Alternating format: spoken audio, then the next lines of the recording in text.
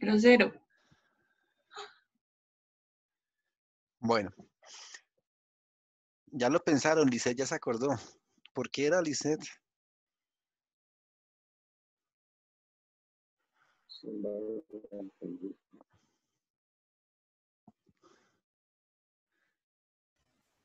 Ingeniero, porque, o sea, el momento que sigue después, o sea, yo estoy en un momento y luego tengo que continuar en la otra parte de la barra y otro momento, es la mitad del momento que había.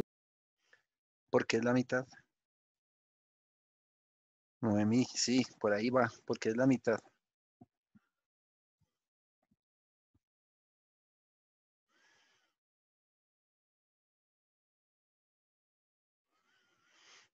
Bueno, todos están que se hablan, pero pues vamos a venir al método de ángulos de giro, ¿sí? Entonces recordemos que este método de ángulos de giro se basaba en el principio de superposición, ¿sí? Necesitamos saber de dónde salía ese 0,5. Y ese principio de superposición, ¿qué era lo que nos decía? Que íbamos a llegar a unas ecuaciones que ustedes conocen y con las que dedujimos la matriz de rigidez para elementos sometidos a flexión. Entonces, por allá ya hicimos un poco de recorderis sobre para qué era que nos servía esos ángulos de giro. Ahora vamos a irnos un poquito más atrás. Esas ecuaciones, ¿de dónde provienen? Resulta que yo considero unas barras que están doblemente empotradas. Asimismo, va a trabajar el método de Cross. Esa va a ser mi condición inicial del sistema, que yo tengo unas barras que están completamente empotradas en los extremos, con un sistema de cargas, ¿cierto? Que me produce unos momentos de empotramiento que ustedes los conocen como MEF, ¿cierto? Los momentos de fijación. Y que son esos momentos que aparecen en las tablas, que ustedes ya tienen por ahí almacenadas. Entonces, lo que se dice es que como en las estructuras, en el comportamiento real de esas estructuras, no todas las barras van a estar doblemente empotradas, sino que puede haber alguna posibilidad de giro en esas barras, ¿cierto? Lo que yo hago es que primero voy a darle un giro al nudo inicial de la barra. Puedo habilitarle ese nudo, un giro en el nudo inicial de la barra. Y cuando yo aplico ese giro, resulta que yo tengo un momento, aunque es un sistema sin cargas, ¿cierto? Yo puedo una estructura, puedo aplicarle cargas y tener un estado interno de esfuerzos, pero también puedo aplicar un desplazamiento y tener un estado interno de esfuerzos, ¿cierto? Más adelante lo vamos a ver. Entonces, en esta estructura, ¿cierto? O en esta barra que estamos analizando, yo voy a habilitar que este nudo inicial pueda girar. Y al aplicarle un momento, ¿cierto? Bueno, más bien al aplicarle el giro, voy a obtener una reacción de magnitud 4E, siendo el material como tal, asociado al material, y la inercia de la barra, y L la longitud. Ustedes ven que aquí estamos incluyendo el factor de rigidez, ¿sí? Cuando yo libero la acción en el nudo inicial. ¿Y qué pasa? Pues que no solamente voy a tener momentos acá en el nudo inicial, sino que también voy a tener momentos en el nudo final. ¿De cuánto? De 2E por I sobre L por teta I. Ese teta I es este mismo ángulo. Entonces lo que estamos viendo aquí es que cuando yo aplico o cuando sucede una condición de deformación en un nudo, ¿cierto? Yo voy a tener una carga, una fuerza, un momento como tal para nuestro ejercicio, un momento asociado a esa condición de deformación, y en el nudo opuesto, en el extremo opuesto, voy a tener otro nudo que si vemos, si aquí es 4, aquí es 2, este nudo va a tener la mitad del efecto, ¿cierto? Entonces por eso decimos que cuando aquí tengo un momento, en el nudo inicial, en el extremo lejano voy a tener un momento que es la mitad del efecto, ¿sí? Por eso mi factor de distribución va a ser de 0,5. Lo que pasa aquí en el nudo cercano, llamémoslo, va a ocurrir en el nudo lejano, pero su efecto se va a reducir a la mitad. Si seguimos mirando, pues cómo fue la obtención de esas ecuaciones, pues aquí lo que yo hice posteriormente fue habilitar el giro en el nudo final, y entonces, pues, ¿qué tengo? Que ahí en ese punto donde yo habilito el giro, en ese nudo donde habilito el giro, voy a tener el momento de mayor intensidad en función ahora de teta j, del giro que yo le induje allí, y en el extremo, aquí es 2, voy a tener un momento de magnitud 2EI sobre L, ¿sí? En el nudo donde habilito el momento, el giro, tengo un efecto, y en el extremo lejano tengo el efecto, la mitad del efecto. Bueno, esto entraremos a verlo más Eh, adelante. Señor, A la izquierda del último dibujito dice 2 o 2, 4. 2, 2, 2, 2. Que lo repisé es 2. Pero entonces, o sea, el efecto que yo aplico, bueno, el efecto que ocurre en un nodo al siguiente va a tener la mitad del efecto, por eso el factor es En una 0,5. barra, Pero me dijeron, yo tengo dos nodos, ¿cierto? Un nodo cercano, que es donde yo le voy a aplicar el efecto, y en el nudo lejano se va a sentir la mitad del efecto, si queremos verlo así. Va a recibir la mitad del efecto. sí, señor, pero entonces ese efecto, como usted lo llama, esa es la distribución, porque me confundí si el factor de distribución es el que es 0,5. El factor de distribución de 0,5, ¿por qué? Porque cuando tengo un efecto en el nudo cercano, ¿cierto? Aquí en la primera imagen lo llamo nudo I. En el nudo lejano voy a tener la mitad de ese efecto. Por eso lo que tengo aquí, llamémoslo 10, no sé, aquí voy a tener 5, porque es la mitad del efecto. Aquí El lo de estoy llamando, transporte es. Primero, pero es factor de sí, sí, distribución o sí, transporte. de transporte. Yo les dije distribución. Sí, es que eso fue lo que Ah, me no, no, no, no, no, confundió. lo siento, lo siento. Es factor de transporte. Factor de transporte. El factor de distribución ya lo hemos discutido previamente, es el que está asociado a las rigideces como tal de los elementos. Este es el factor de transporte y es el que va a ser 0,5 y estamos aquí argumentando por qué es 0,5. Listo. Gracias por corregirme. No, no me di cuenta que les estaba hablando del factor de distribución. Y bueno, pues acá resulta que aquí estoy habilitando unas posibilidades de giros en el nudo inicial y en el nudo final.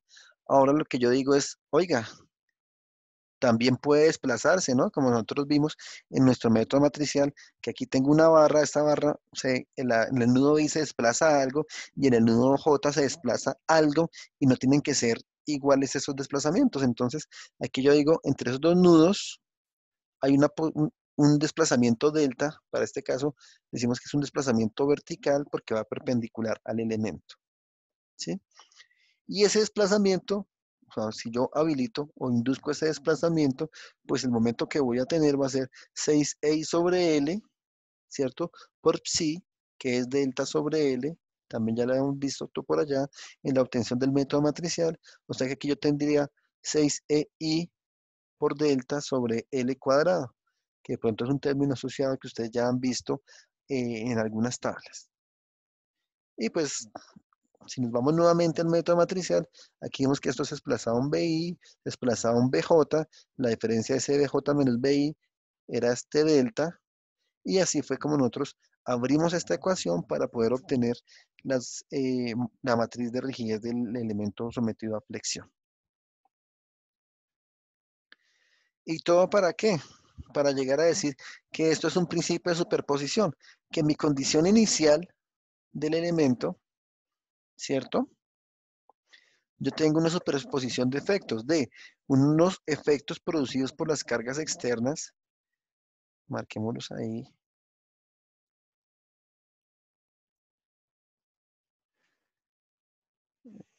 pongámosle colorcito, unos efectos producidos por las cargas externas, más unos efectos si yo habilitara el posible giro en el nudo inicial, más unos efectos si yo habilitara los posibles giros en el nudo final, más los efectos si yo habilito un desplazamiento, ¿cierto? Si yo sumo esos 4 momentos, pues voy a obtener esta ecuación de momentos, que es la que nosotros trabajamos o de la que partimos más bien en análisis matricial. Salvo que en análisis matricial excluimos este valor de los factores momentos de fijación, porque teníamos un vector ya individual para ellos. Y lo mismo hago pues para mi nudo J. Tengo un momento de empotramiento por cargas y unos momentos asociados a cuando yo habilito deformaciones, ¿cierto? Si sumo ellos 4, pues entonces obtengo esta otra expresión, y son las expresiones que ustedes utilizaban en el método de ángulos de giro, de slope deflection, de pendiente de flexión, o no me acuerdo cómo más le llaman. ¿Sí?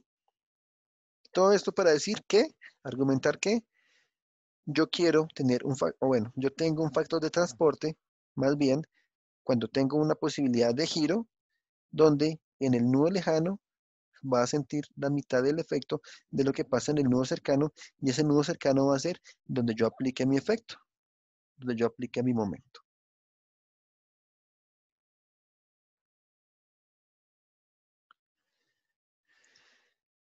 Bueno, entonces voy a volver, Ingeniero, una pregunta. ¿Qué señora. significa cuando usted coloca M y J o JI con una F arribita? Esos son los momentos de empotramiento, los momentos de las tablas, momentos de fijación. Momento de I hacia J, o sea, el momento aquí en el nudo que va del nudo I hacia el nudo J, ¿cierto? O momento en el nudo I, si lo queremos simplificar, y momentos de fijación. Estos momentos de fijación hacen referencia a estas tablas, ¿sí? Que son las que yo ya les había presentado previamente, y que ya muy amablemente nos compartieron y nos ampliaron, con muchos más casos, mucho más completa, pero pues básicamente son los mismos datos. Sí, son los momentos de empotramiento. Entonces vuelvo yo a mi método de cross. Preguntas del factor de transporte. Es 0,5 por eso. Chicos, entonces si les vuelven a preguntar, ya lo saben. Porque lo que pasa es que queremos ver, o más bien, es el efecto de el nudo lejano, el efecto que siente el nudo lejano tras una acción impuesta en el nudo cercano. ¿Sí? Si a mí me pegan en la cabeza, o si a mí me jalan mi brazo, ¿sí? Mi mano, pues yo voy a sentir en mi hombro, más bien, ¿sí? Entonces, si me aplican la fuerza ya en la mano, va a ser mi extremo cercano, y mi hombro va a ser mi extremo lejano. No se va a sentir totalmente el mismo efecto, pero sí va a resentirse, digámoslo así, para que lo sientan un poco más en carne Y el material. del material. Listo. Y pues, estos son los fundamentos del método de Cross. ¿Qué es lo que necesitan saber ustedes del método de Cross? Ya dijimos que era un método iterativo de distribución de momentos, ¿cierto? Que por allá, según dicen, fue Cajardy-Cross en 1935 quien lo inició. No sé, los que ya vieron tuberías tienen un método de Cross también para el cálculo de redes, ¿cierto? Me Lo de corregirán. Mayas. Para mallas, sí, para mallas. Y también se llama método de Cross, ¿sí? Sí, señor. ¿Sí? Y también es un método iterativo que me permite estabilizar presiones, ¿qué más? Caudales, ¿sí?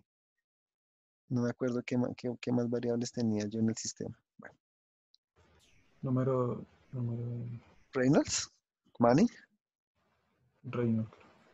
de Reynolds, para ver si el flujo es laminar o no es laminar. Para las iteraciones. ¿Para las qué? Para iterar. Para iterar, sí. Es un procedimiento iterativo. Bueno,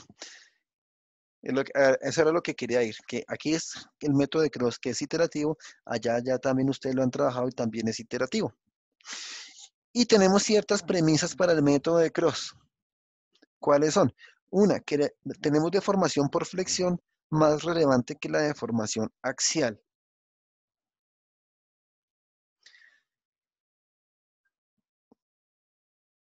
Toda estructura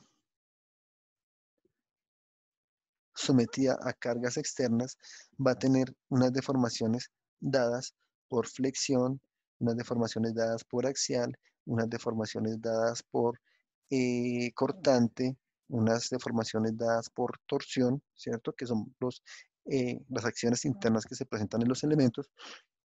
Y pues la suma de esas deformaciones nos va a dar como la deformación de toda la estructura, de todos los elementos. Aquí vamos a partir de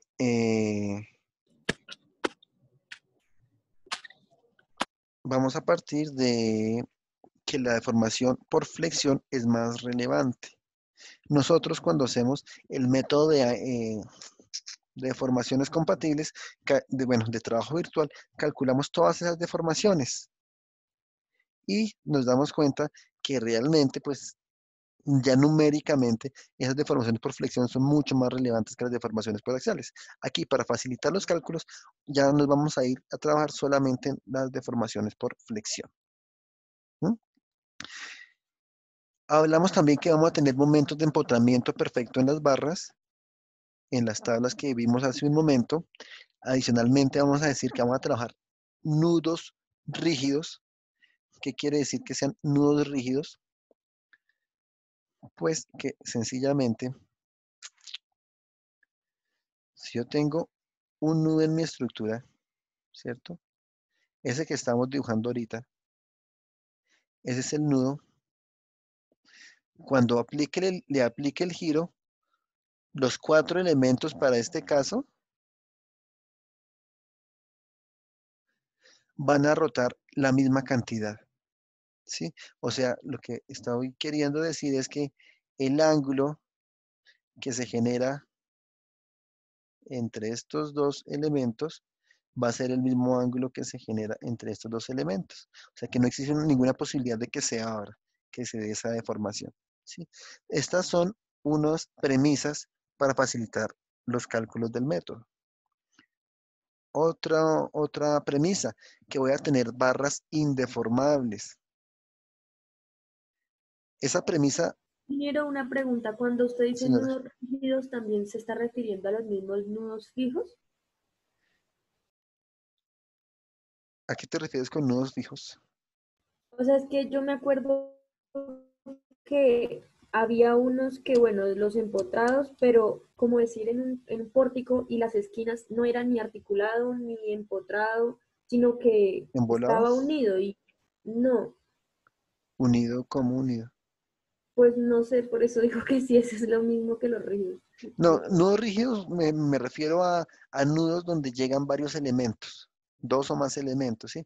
Entonces, lo que quiero ver es qué es lo que pasa con la deformación como tal del nudo, donde no puedo, no sé, no considero, o este método no considera que exista una deformación como tal en el nudo, ¿sí? Sino que el nudo va a rotar completamente.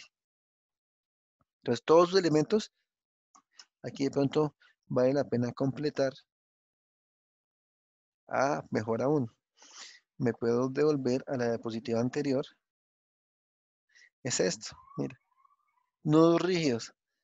Gira totalmente, todos van a girar el mismo ángulo, o sea que si aquí tengo dos elementos a escuadra, todo haciendo 90 grados, la deformación también va a ser 90 grados y después sí parte la deformación como tal. ¿Sí? Aquí lo digo porque este es el caso general, el caso que se muestra siempre en los libros.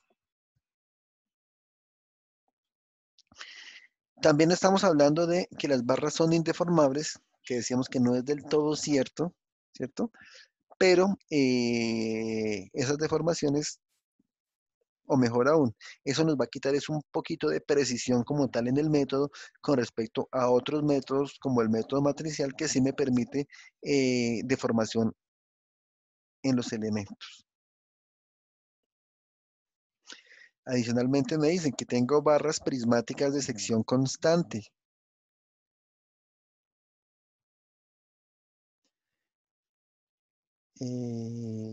Pues sí, para tener unas condiciones de inercia constante, pero sobre todo porque pues la mayoría de las estructuras ya como tal en la vida real tienen sección constante. O sea, las que tienen ya sección variable tienen otras formas más particulares de analizarse, o bien se pueden generar varios elementos de sección constante donde se vaya incrementando el tamaño del elemento como tal. Pero pues no es un caso común, y menos para este método, que es un método que si bien es un método interesante, un método ágil, un método práctico, existen actualmente unos métodos más sofisticados como el método matricial, ya la aplicación de programas y demás para ese tipo de ejercicios. Y lo importante como tal es este ciclo. Lo que nosotros vamos a hacer en el desarrollo del método de Cross, que es hacer el desbalance, ¿sí? O más bien, mirar cuál es el desbalance, cómo se hace un balance y cómo se hace el transporte. Solo vamos a hacer eso nosotros en Cross. Desbalance, balance y transporte. En eso consiste cada ciclo de Cross.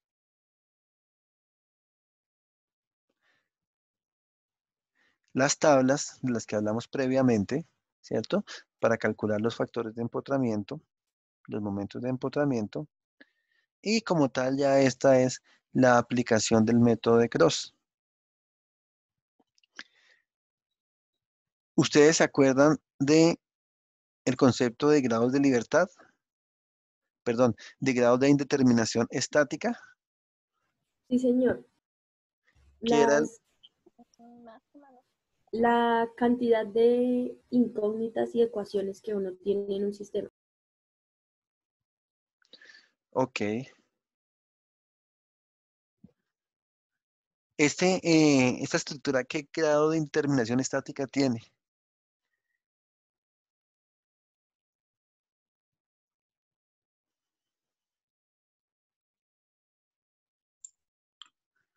Cuatro. 4, ingeniero. exactamente. 4 grados de libertad. ¿Sí son 4? Sí son 4. ¿Por qué? Porque tengo que liberar 3 grados de libertad de acá y 1 grado de libertad de acá para que sea una estructura estáticamente determinada. ¿Sí? A eso es que nos referimos con grado de ¿Cómo, indeterminación profe? estática. ¿Puede repetir un momento eso, por favor? ¿Se acuerdan cómo se calcula el grado de indeterminación estática, Daniel? ¿Cómo es la expresión? Número de reacciones Sí, menos el número de ecuaciones menos el caso de los especiales, menos el casos especiales. menos nudos especiales, exactamente. Ejemplos de nudos especiales, pues principalmente las articulaciones. Ese es como el caso típico. Entonces tenemos 3, tenemos 6, tenemos 7 reacciones. Tenemos a esas 7 reacciones, le quito 3 ecuaciones, me queda grado de indeterminación estática 4. Que en otras palabras es, si yo quito estas 3 reacciones y quito esta reacción, me queda una viga en voladizo que se convierte en una estructura estáticamente determinada. Entonces, ese grado de indeterminación estática está asociado a cuántas reacciones debo liberar para obtener una estructura estáticamente indeterminada. Una pregunta a esta altura, ¿qué es mejor, que una estructura sea estáticamente determinada o sea estáticamente indeterminada?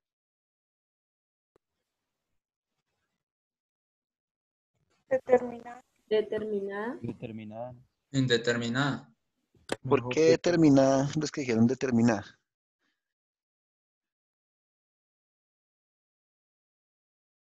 Para solucionar o mejor en qué sentido. Facilitan las soluciones, los cálculos, porque pues todo se puede hallar de manera sencilla. O Sí, ingeniero, igual las ecuaciones de la estática, pues digamos que no hay necesidad de superponer sistemas ni hacer cálculos más extensos que lo que nos da la estática. O sea, es como más rápido.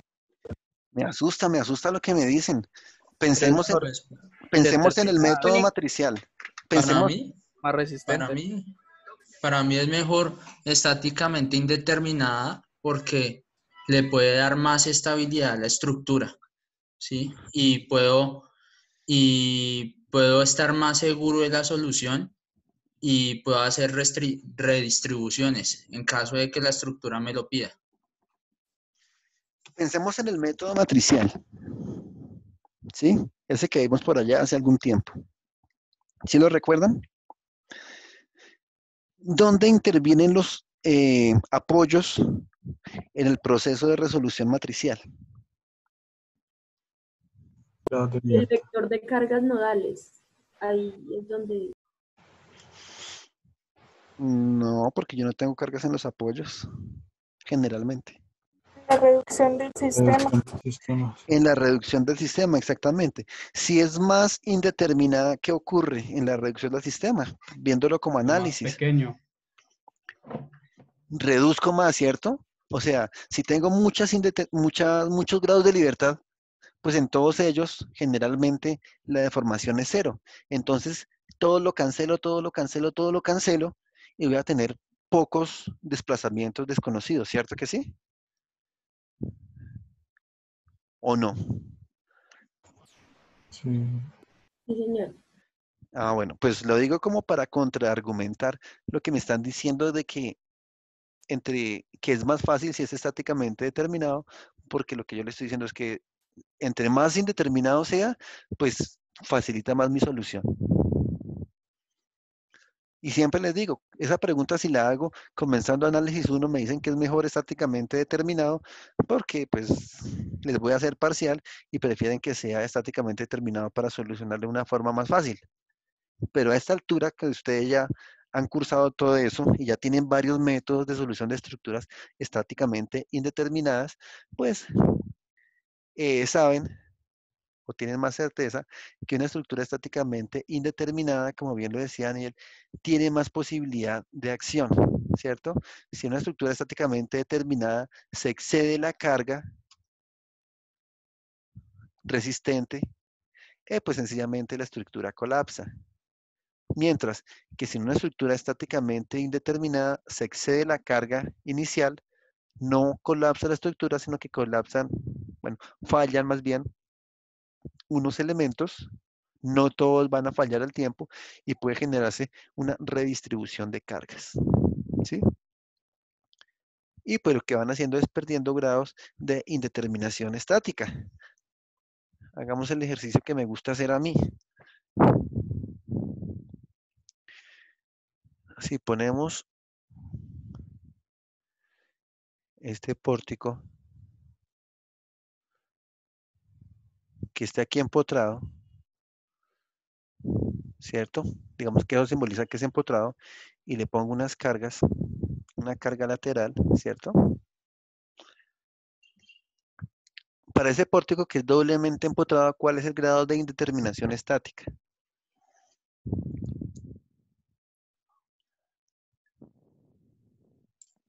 Tres, ingeniero. ¿Sí es claro para todos que es 3? Sí, señor. Tengo 40 personas y siempre responden 3 personas. Listo. 3. Yo confío que ellos son los voceros de todos. Tengo 6 reacciones, ¿cierto? Carga vertical, carga horizontal y momento en cada nudo. 3 y 3 son 6. Y tengo 3 ecuaciones de estática. Entonces, eso induce a que tenga 6 menos 3, 3 grados de libertad.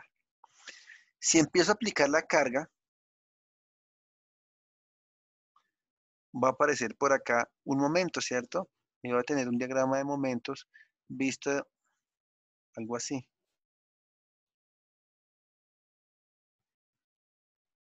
¿cierto? Ese va a ser mi diagrama de momentos. Cuando yo empiezo a aplicar la carga, pues muy seguramente una de esas dos columnas va a llegar a un estado de carga donde esta sección como tal no me resista más momento. Voy a poner esta. Si no me resiste más momento, entonces, ¿qué pasa? Pues que sencillamente, solamente sigue trabajando por axial, por cortante, y acá sí sigue siendo, o sigue existiendo más bien, mis tres reacciones. Entonces, este primer apoyo sigue siendo el mismo, y este segundo apoyo pasa a ser un apoyo de segundo género. ¿Sí? Pero entonces yo sigo aplicando carga. Entonces resulta que llega a un punto donde esta otra columna ya no resiste más todo el momento. Antes esta estaba resistiendo momento y esta primera estaba resistiendo momento. Ahora, en el primer estado ambas resistían momento. En el segundo estado, esta no resistía y esta empezó a resistir todo el momento. Hasta que la carga se excedió y se convierte en un apoyo de este tipo. Entonces, voy a tener doble apoyo de esos mismos,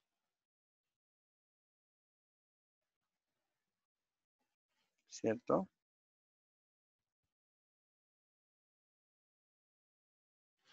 Y seguí aplicando carga, y llegué a un punto donde este apoyo se convirtió en un patín. Esto empieza puede deslizarse, porque ya el cortante que estaba resistiendo superó, más bien que estaba actuando, superó el cortante de la sección. Entonces, este apoyo pasa a ser un patín,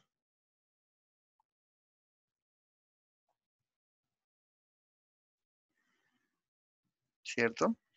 Mientras que este primer apoyo siguió resistiendo, porque es que tenía una configuración que le permitía resistir más. Y yo seguí aplicando la carga, ¿y qué pasó? ¿Cuál es el siguiente estado de carga? ¿Qué ocurrió con la estructura?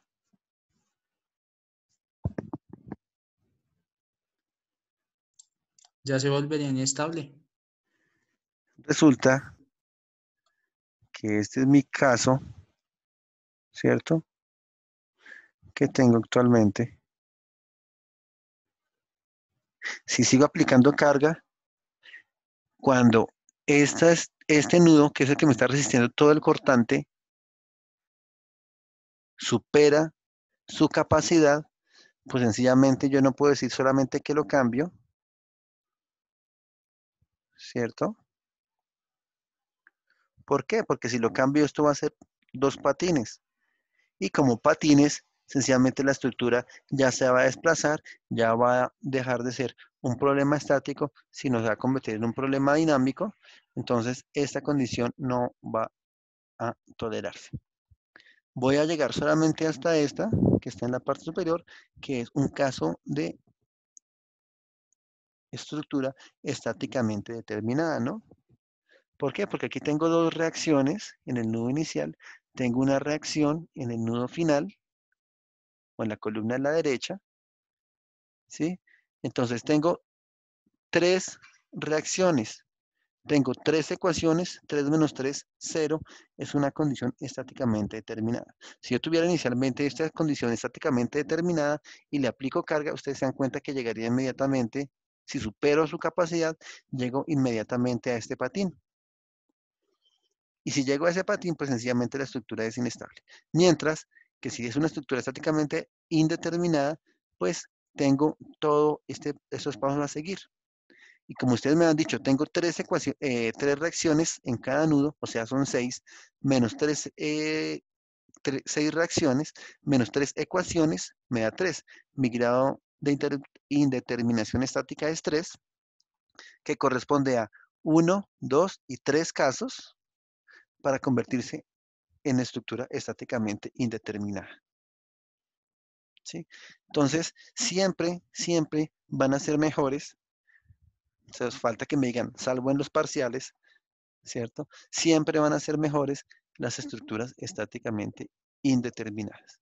Lean, bien dijo Daniel, más estabilidad a la estructura y me permiten hacer redistribución de esfuerzos. ¿Sí? ¿Preguntas de eso? Estamos recordando cositas de análisis 1.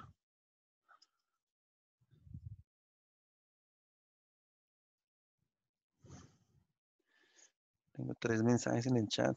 No había visto el chat hacía rato. No, profe, por el momento no. ¿No? ¿No hay preguntas? Bueno, se entendía desde antes cuál era la hiperestaticidad, se llama eso. Medidas de estructuras estáticamente indeterminadas. Y ahora lo que vamos a hacer es plantear este ejercicio por el método de Cross. Que va a ser una viga de 2 luces, ¿cierto? En total 14 metros con un apoyo intermedio, un puentecito, con el mismo material y la misma sección.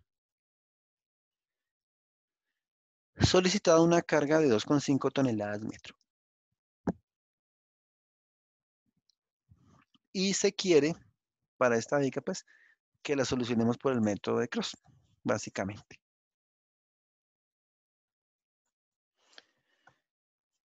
Entonces, ideas, ¿qué hacemos? ¿Cuál era el procedimiento?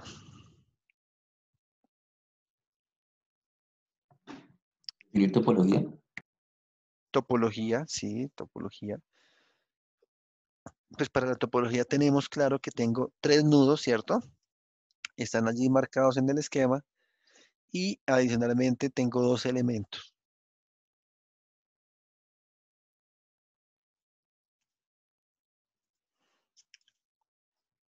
Para este caso en particular, pues tenemos un EI constante, mismo material, misma sección.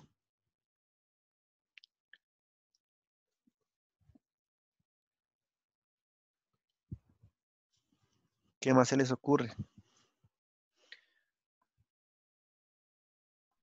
Calcular la rigidez de los elementos. Calcular la rigidez de los elementos. ¿Cuál sería la rigidez del elemento 1?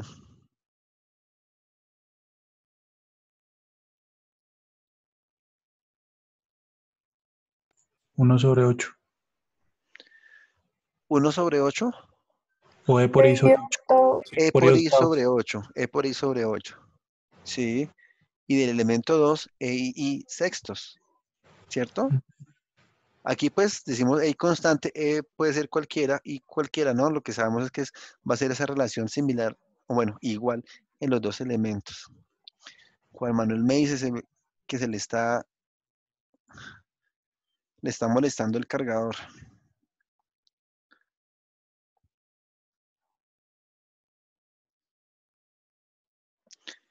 ¿Qué más hacemos? Tenemos la rigidez, listo. Bueno, se nos va a cerrar, ya continuamos. Momento fijo. Momentos de empotramiento.